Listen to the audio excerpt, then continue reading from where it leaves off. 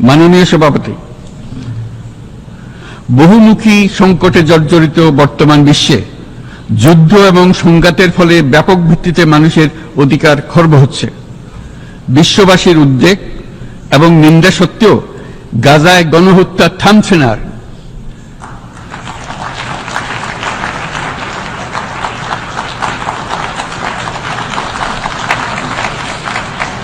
ফিলিস্তিনের মতো বিদ্যমান বাস্তবতা কেবল আরব কিংবা মুসলমানদের জন্যই উদ্বেগজনক নয়, বরং তা সমগ্র মানব জাতির জন্যই উদ্বেগের বিষয়।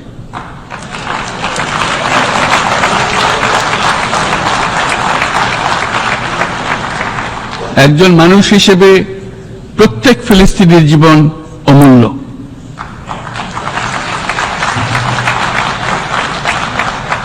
ফিলিস্তিনের জনগণের বিরুদ্ধে যে মানবতা বিরোধী অপরাধ হচ্ছে তার জন্য সংশ্লিষ্ট সকলকে দায়বদ্ধ করতে হবে।